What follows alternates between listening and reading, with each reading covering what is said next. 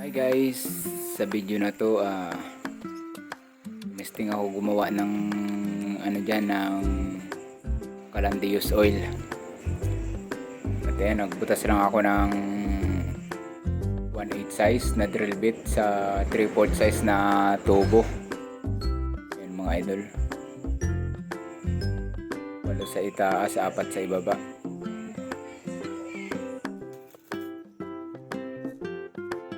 Saka tinakpan ko yung butas sa ibabaw ng tubo.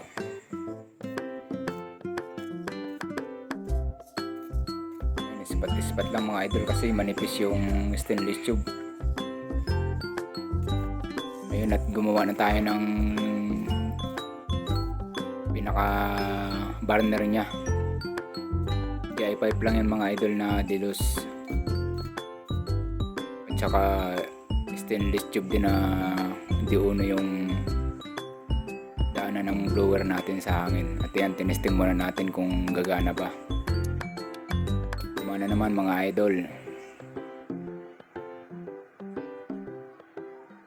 medyo mahina pa yung volume ng blower natin dyan.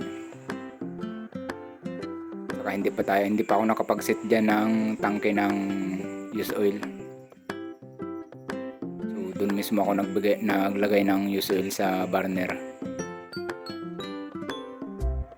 Ito yan, maganda yung bugo niya mga idol. Bigay ng hangin. 12 volts yung ginamit nating charger dyan. Ayan, na build up na natin ang DIY natin na plastic tank. Tsaka itong hose na dadaluyan ng use oil. Tsaka itong blower natin, DIY lang din yan mga idol. Ako na rin lang gumawa. Tsaka nakakuha tayo ng lumang dinamo, 12 volts. Yun na rin lang ginamit natin, less gastos. At tsaka ito na mga idol, ito yung use oil galing sa motorcycle na ginagamit natin. Ayan, makikita nyo nun mga idol, talagang use oil na siya. Halos itim na yung kulay nya. At ayun lang, lagay lang natin sa plastic tank natin na buti ng soft drinks. Dahil nga testing pa lang natin yan, kunti lang yung nilagay nating use oil. Saka ito charger. Charger niyan may adjustment siya mga idol, galing sa 3 volts hanggang 12 volts. So sinubukan ko lahat yung voltage na yon. Mas malakas na bigay ng hangin, mas magandang bigay ng apoy sa kalan natin.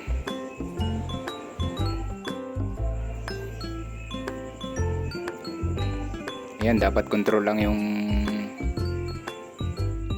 patak ng use oil para hindi naman masyadong malunod yung burner natin. Kasi pwede siyang malunod pag naparami na yung use oil, mas malakas na yung apoy na ibibigay niya dahil nagbabaga nga yung burner natin. At saka kung may ganito kayong mga idol, kung pwede lang, wag niyong palulutuan sa mga minor, sa mga bata. Dahil medyo delikado yung ganito dahil use oil nga siya.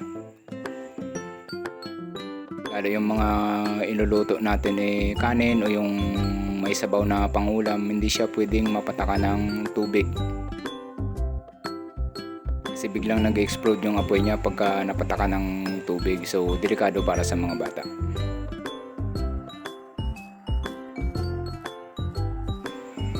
Kaya kung sakaling meron tayong ganito mga idol, calandius oil, maging responsable tayo.